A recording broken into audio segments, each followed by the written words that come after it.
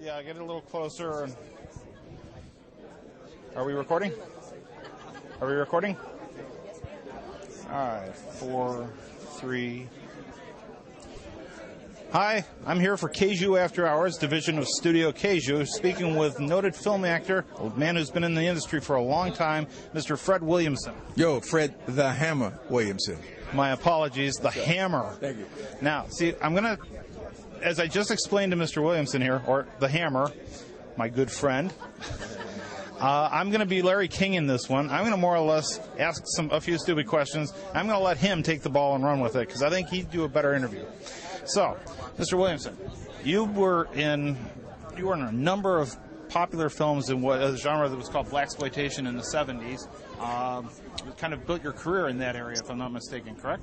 Well, it was kind of a stupid explanation of a genre that was happening at that time. Any film that had a black actor or a black star or an actress in it, they call it a black exploitation film, which was kind of stupid because they didn't call Clint Eastwood movies white exploitation or Burt Reynolds movies at the same time white exploitation movies. So I never really understood what it really meant, you know. Who was being exploited? The actors were being paid properly. The audiences were being satisfied. So I never really quite understood what it really meant. But my first movie was the movie MASH. I was Spirit Truck in the movie MASH. I had a television series called Julia. So I didn't really make my career in the so-called black exploitation movie genre.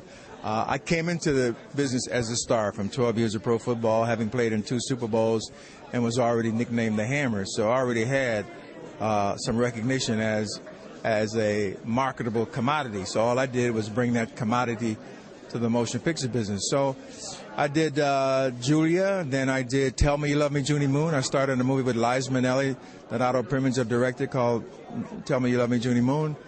And I said, this is easy. I should have been doing this years ago. So I'm going to produce and direct and star in my own films, and that's what I started to do. Okay. See, now I think I've just been out Larry King'd here because I did know, but I completely forgot about the football thing for this portion of the interview. So tell us about the football days. Well, I played 12 years of football, Oakland Raiders, Kansas City Chiefs, 2 Super Bowls. And then I went up to Canada and played for the Alouettes, got a Grey Cup ring, Alouettes against Toronto Argonauts in 1970. So I came back and decided that I was going to be an architect because that's my training. I'm a graduate of Northwestern University, Architecture and Engineering. I was working for Bechtel Steel during the off-season when I wasn't playing pro football.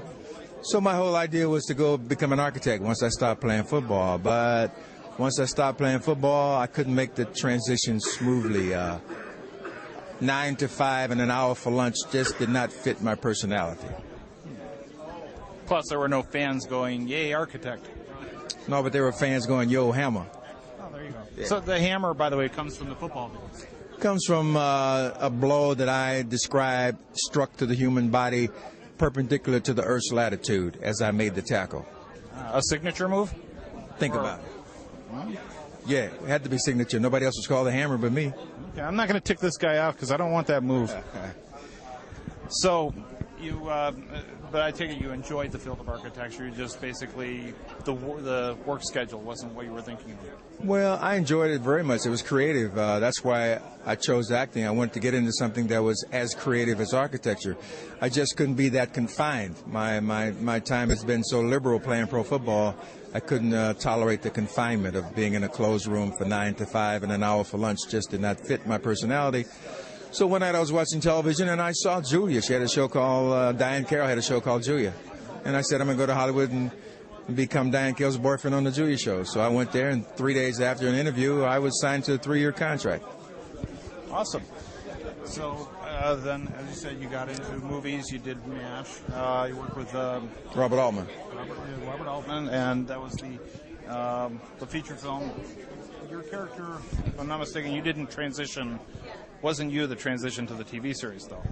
The TV screen was too small. I wasn't about to do television. Again, that's confinement. You work all day, every day. I want to do a movie for like 3 months and then not do anything for the rest of the year. And get very well paid for it. Television series, you work every day. 52 shows, you're working 52 days a week, you know.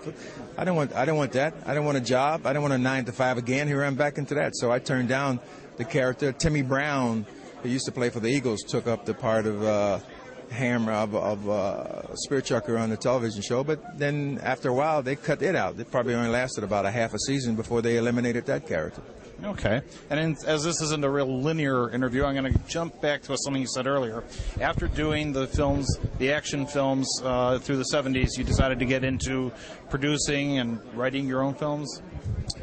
No, I got into that business because you got to remember, this is like 70s when it wasn't cool to be black. And I had an image of myself of being a hero. So at that particular time, there were no black heroes. They weren't interested in making black heroes. You know, don't kill me in the first 5 minutes of the movie and have Schwarzenegger avenge my death. Kill Schwarzenegger. Let me avenge his death. That wasn't happening. So I figured the only way that was going to happen, I had to produce and direct and do my own film. So that's why I got started doing the action films, because nobody else were doing them. So I created this the hero image for the black genre at that time. Okay. So then you found producing and creating these things suited your personality, or did it put you back in an office? It's called control, dude. Okay. If it's control, you don't ever have to go into the office. I got to remember that for my job. I think I'm just an office drone. So yeah, you about done with this? Pretty much. Just costing me money right now. You know what? I'm not going to cost this guy money because he's going to hit me. I'm not going to let him do that because he's a football player and I'm not. So, thank you, Mr. Williamson. Oh, man. The Hammer. No problem. Very much appreciate it. All right. Joe Reboy with Studio Kaiju After Hours.